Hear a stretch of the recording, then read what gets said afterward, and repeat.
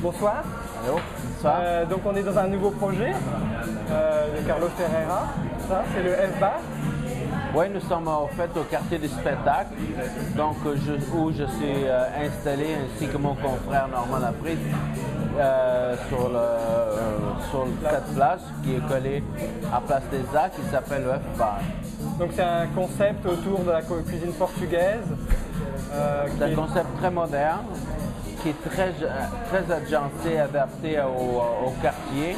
Et donc la cuisine portugaise moderne, on présente en casserole. Ok.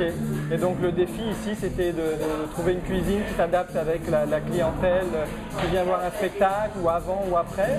C'est une cuisine très harmonieuse avec les arts, donc une cuisine contemporaine, en même temps avec des valeurs ancestrales et qu'on peut présenter d'une façon artistique et avec des vieilles valeurs. Ok, et là ça vient d'ouvrir à l'été maintenant, période des festivals. Est-ce que vous allez être ouvert toute l'année? C'est un concept ouvert 12 mois par année, exception de quelques semaines de vacances. Et c'est un concept qu'on va devoir développer à l'automne et à l'hiver différemment parce qu'il n'y aura pas l'achalandage du festival. Donc c'est un concept qui est là pour rester. Et nous allons être de pair avec les activités culturelles, artistiques.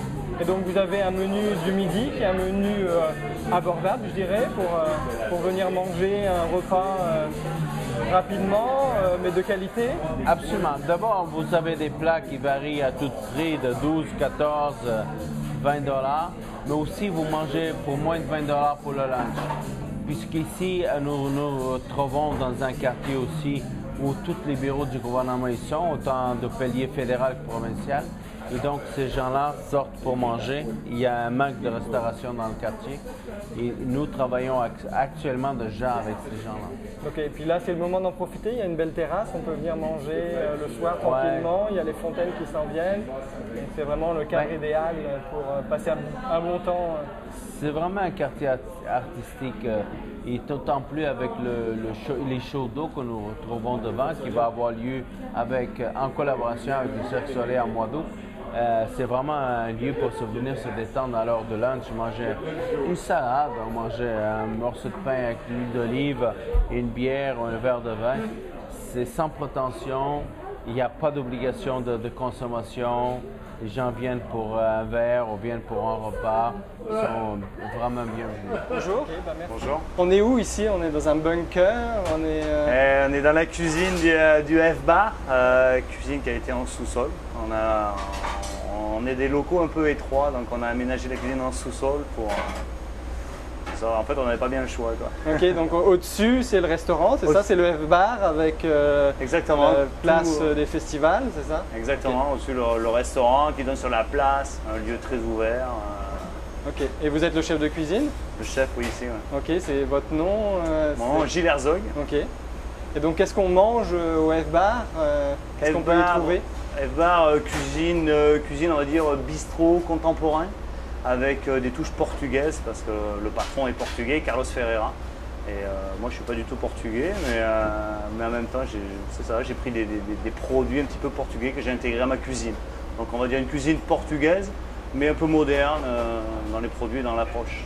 D'accord. Et est-ce qu'on peut faire à Montréal ou au Québec une cuisine portugaise ou d'inspiration avec des produits locaux, ou est-ce que vous utilisez aussi des produits qui viennent du Québec? Vous travaillez avec des producteurs ou... Oui, une grande partie des produits viennent du Québec. J'ai toujours travaillé et puis encouragé les producteurs québécois. Mon agneau vient de Rimouski, on utilise le porc du Québec.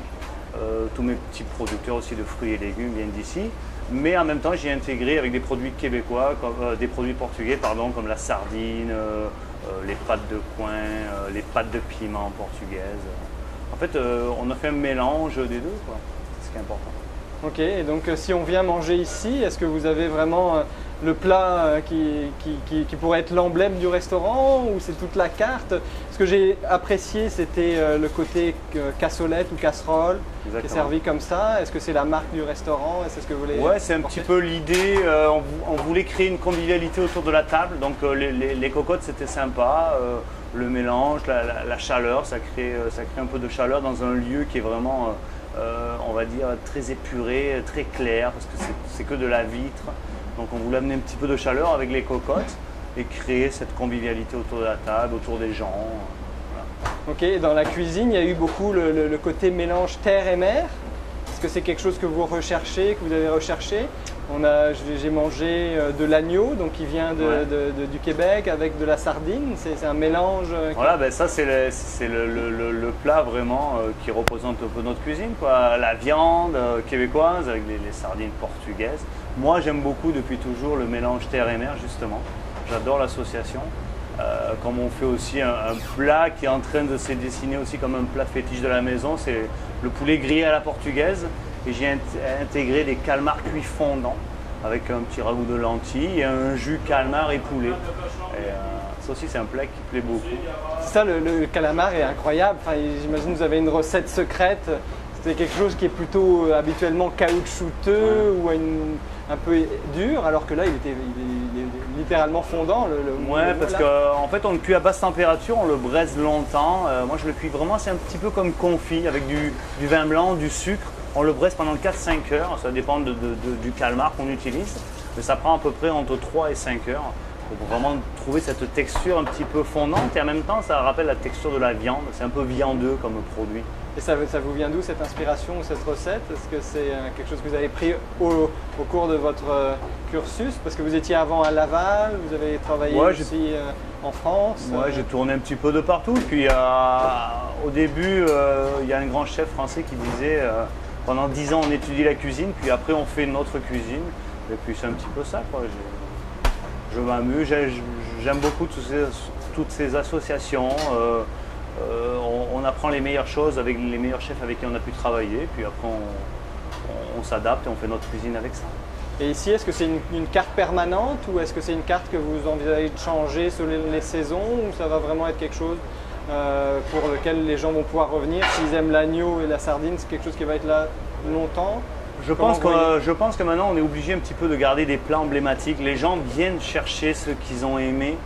Mais je vais changer certains plats parce que j'ai besoin de changement moi aussi. Okay. C'est un peu tôt j'imagine pour penser au changement. Ouais, c'est ça, là on vient d'ouvrir, donc mais c'est sûr qu'il y a quelques plats fétiches qui vont rester. Pourquoi pas faire une carte, les classiques du F-Bar qui vont devenir des classiques et puis les autres qui vont changer à chaque saison, à chaque envie, quoi. Ok, bah merci beaucoup. Et merci à vous.